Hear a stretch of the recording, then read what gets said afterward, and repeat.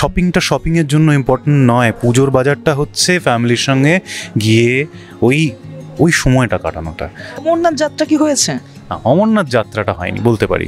আচ্ছা, অনেকদিন পর আবার ছোট পর্দায়, এই টাইমটা মানে কিসের জন্য লাগলো তোমার? যারা জানেন তারা জানেন আমি I am a very serious actor in this terms that আমি নিজেকে প্রচণ্ড প্রিপেয়ার করতে ভালোবাসি।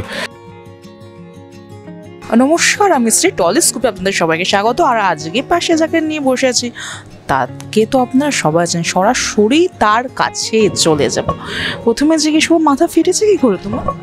আমরা প্রচুর দুষ্টু ছেলে, আমরা প্রচণ্ড বাদরামো করি, কোথাও একটা লেগে গেছে হয়তো। আমি জানতাম যে তুমি এই উত্তরটাই দেবে। কতটা ভালো আছে? ভালো আছি, বেশ ভালো আছি। কাজের মধ্যে আছি, constantly something or the other I am shooting, তো ফ্যামিলিকে একটু সময় কম দিতে পারছি, but apart from that I am good. এই মুহূর্তে আমরা এখন আছি আলোর ঠিকানার সেটে। এখানে তোমার যা চরিত্র সেটা নিয়ে দর্শকদেরকে একটু বলো। বেশি কিছু বলা বোধ হয় ঠিক হবে না, এইটুকু বলতে পারি যে আমার চরিত্র গৌরব, চরিত্রের নাম। ও একটা সারপ্রাইজ প্যাকেজ আপনাদের সকল দর্শকের জন্য, এবং যেভাবে ও গল্পের মধ্যে ঢোকে এবং ওর চরিত্রায়নটা যেটা, সেটা নিয়ে আমি বেশি আলোচনা না করলেই ভালো। But he is a good person, প্রচণ্ড লাইভলি, একটা লাইভ ওয়্যার বলতে পারেন।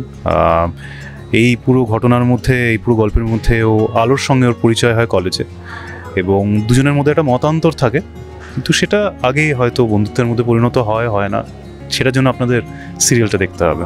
মানে এখানে এসে আমি বেশ অবাক হয়ে গেছি। মানে আমরা দর্শকরা প্রোমো দেখেছি, কিন্তু প্রোমোতে তোমাকে দেখতে পাইনি।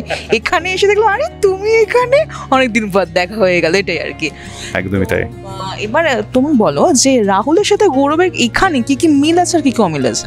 আই থিঙ্ক অমিল থেকে মিলই বেশি, কারণ আমি বলছিলাম একটু আগে যে আমি যখন কলেজে পড়তাম আমি ঠিক এরকমই ছিলাম, প্রচণ্ড মানে ওয়েল ম্যানার্ড একটা স্টুডেন্টও, but at the same time প্রচণ্ড একটা মানে ফান লাভিং ছেলে, যে নিজের লাইফটাকে ফুললি লিড করতে চায়, ফুললি এনজয় করতে চায়, এবং একটা আমার সবসময় মানে লিডার হওয়ার খুব টেন্ডেন্সি ছিল কলেজে, সো ওটা ওর মধ্যে এখানে আপনারা দেখতে পাবেন। মিল অমিল আর অমিল কি কি আছে? অমিল তো এখন অবধি বিশেষ আমি পাইনি চরিত্রের মধ্যে, কোথাও একটা মানে I don't think there is anything different. মানে যেই অমিলের জায়গাগুলো হতেও পারে সেগুলো এমন সার্কামস্ট্যান্সিয়াল জিনিস যে হয়তো কোনো কোনো সময় আমিও ওরকম হয়তো করেছি, তো এই আর কি। মানে এইখানে এই চরিত্র করতে গিয়ে তোমাকে কিছুভাবে কি ভাঙতে হয়েছে নিজেকে? নিজেকে ভাঙতে ঠিক হয়নি, কিন্তু আমার অনেকভাবে মানে পুরনো জিনিসগুলো অনেক মনে করতে হয়েছে, মানে স্মৃতিচারণ করতে হয়েছে, নিজেকে আবার পুনরাবিষ্কার করতে হয়েছে আমি যেরকম ছিলাম সেইভাবে। আর সেটাকে অবভিয়াসলি দর্শকের সামনে তুলে ধরা in itself has always been tough, but এই কাজটা আমি এনজয় করি, সো টাফ তো জাস্ট বলার জন্য। তুমি বললে যে কিনা কলেজ লাইফে অনেক কিছু মিল পাচ্ছ, তো এইখানে শুটিং করতে করতে এরকম কিছু মুহূর্ত ঘটেছে যেগুলো করতে গিয়ে আরে না, এই তো আমি ছিলাম কলেজ লাইফে, এইটাই আমার চোখের সামনে ঘটছে? আমি বেশি কিছু বলতে গেলে আমাকে গল্প বলে দিতে হবে, তো আমি এইটুকু বলবো যে ওর যে ফান লাভিং নেচারটা, এটা আমিই ছিলাম হুবহু কলেজে, কিন্তু at the same time serious জায়গায় প্রচণ্ড সিরিয়াস ছিলাম, এবং অ্যাগ্রেশন আমার ছিল, এখনও আছে I think to an extent. তো মানে হ্যাঁ, মানে মিল প্রচুর আছে, বাট আমি এক্স্যাক্টলি বলতে পারবো না, আদারওয়াইজ বেশি গল্প বলে দেওয়া হবে। গল্প তো দর্শকরা দেখতে পাবেই, খুব তাড়াতাড়ি দেখতে পাবে। তো আচ্ছা, তুমি আমাকে এটা বলো যে তুমি যদি অভিনেতা যদি না হতে, তাহলে তোমার কি হওয়ার ইচ্ছা ছিল? জার্নালিস্ট। আমি বারবার ভুল মানুষগুলোকে প্রশ্ন করে ফেলি, ওই জন্য আমি কিন্তু বেশি কথা বার করতে পারছি না, ওই কিছুটুকুনি। না মানে আমার ইনফ্যাক্ট অভিনয়ে আসাটা is a very interesting story, but আমার আগে ইন্টেনশন ছিল টু বি এ জার্নালিস্ট। তারপরে আমি অভিনয় করতাম জাস্ট ভালোবেসে, বিকজ টু এনজয় থিয়েটার করতাম। প্রফেশন হিসেবে যে তুলে ধরবো হয়তো মনের ভেতরে একটা ইচ্ছে ছিল, বাট নেভার ওটা নিয়ে করে যে ফোকাস ছিলাম তা নয়। ক্যামেরার পেছনে কাজ করাটা আমার কাছে অনেক বেশি লোভনীয় ছিল সেই সময়। কাজটা শিখতে শুরুও করেছিলাম, আপনারা যারা জানেন শহীদ মুখোপাধ্যায়কে আমি অ্যাসিস্টও করেছি। তো সেখান থেকে অভিনয় আসাটা টোটালি একটা নিয়তির ডাক হয়, সেরকম আমি বলতে থাকি। এটা আমি নিজেকে ডেস্টিনি ফেভারিট চাইল্ড বলি। নিয়তি আমাকে অনেকটা হাত ধরে এগিয়ে নিয়ে গেছে এবং এগিয়ে নিয়ে যাচ্ছে, সো দ্যাটস অ্যাবাউট ইট। দর্শকরা কি মানে তোমাকে কি সামনেই দেখতে পাবে ক্যামেরা, নাকি ক্যামেরার পিছনেও তোমাকে ভবিষ্যতে দেখতে পাবে?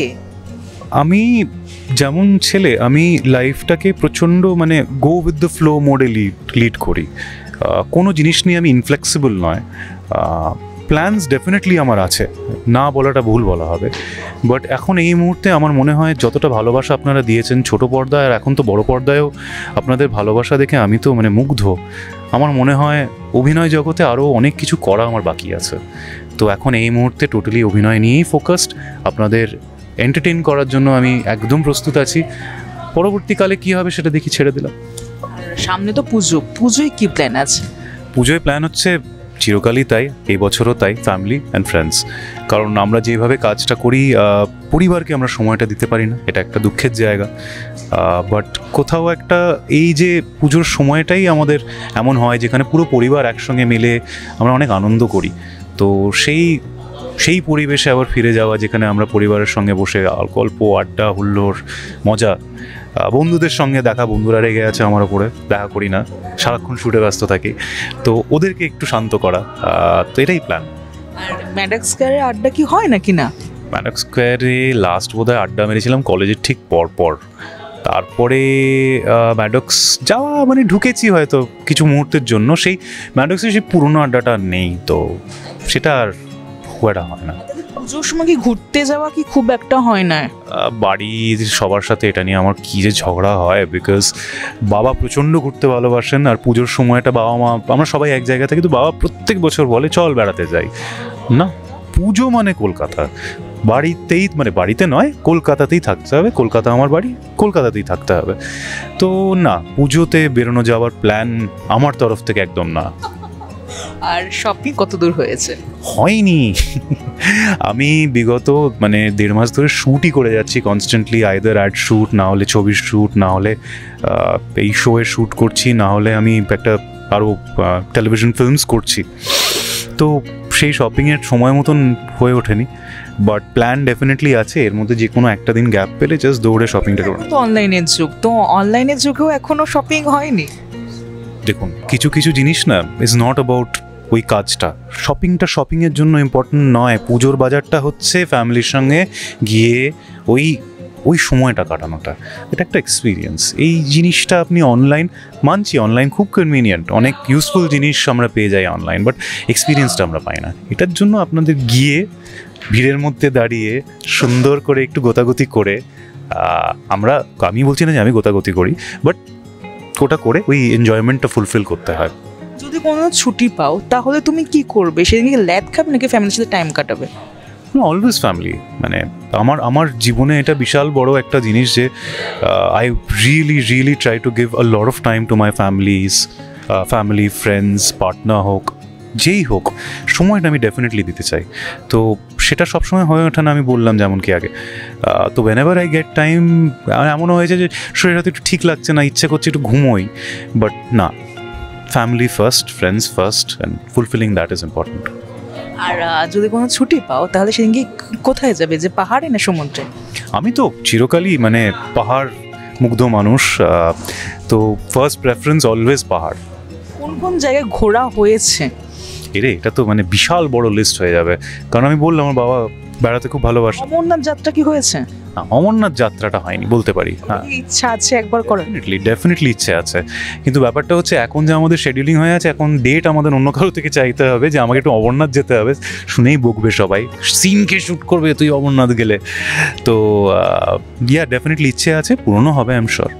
আচ্ছা, অনেকদিন পর আবার ছোট পর্দায়, এই টাইমটা মানে কিসের জন্য লাগলো তোমার? যারা জানেন তারা জানেন I am a very serious actor in this terms that আমি নিজেকে প্রচণ্ড প্রিপেয়ার করতে ভালোবাসি।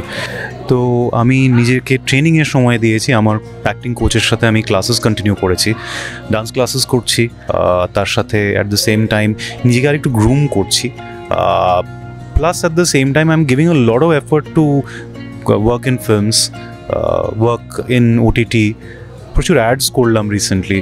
তো বিভিন্ন রকমের এক্সপিরিয়েন্স অর্জন করাটাই I think is the view point, এবং সেই জন্যই আই থিঙ্ক টেলিভিশন থেকে আমাকে একটু ছুটি নিতে হয়েছে, কারণ টেলিভিশন হচ্ছে একটা রেগুলার জিনিস যেটাতে শিডিউল ইজ ভেরি ইন্টেন্স, মানে মাসে 30 দিনই হয়তো আমরা শ্যুট করি টেলিভিশন হলে।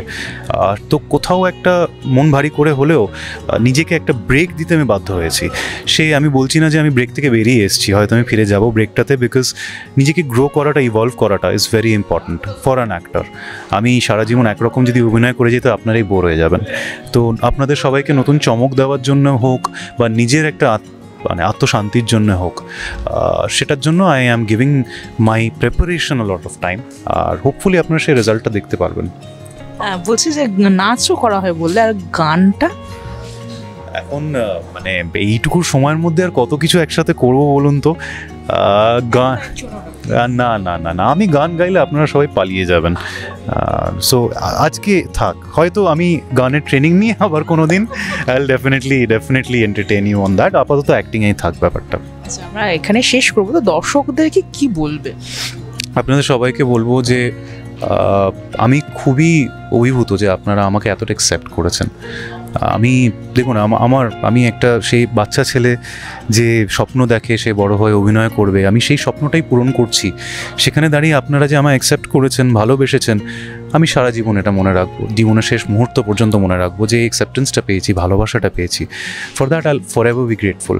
এবং আমি এটুকু বলবো যে এটা আমার অভিযানের সবেমাত্র শুরু। কোথাও একটা আপনারা আমায় বিভিন্ন রূপে বিভিন্ন জায়গায় দেখতে পাবেন, সেখানে একটাই আশা থাকবে যে আপনারা আমাকে সেইভাবেই ভালোবাসবেন যেভাবে আপনারা আজ পর্যন্ত ভালোবেসেছেন।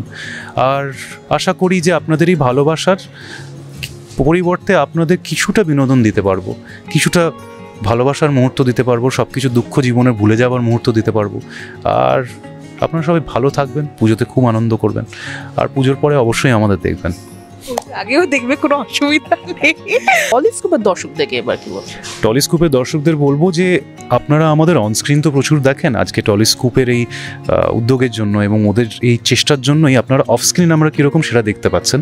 তো ওদের প্লিজ ভালোবাসাটা জানাবেন, কারণ আপনারা ওদেরকে ভালোবাসা জানালে আমাদের এইভাবে দেখতে পারবেন। So thank you for all your love so far, and please keep loving them.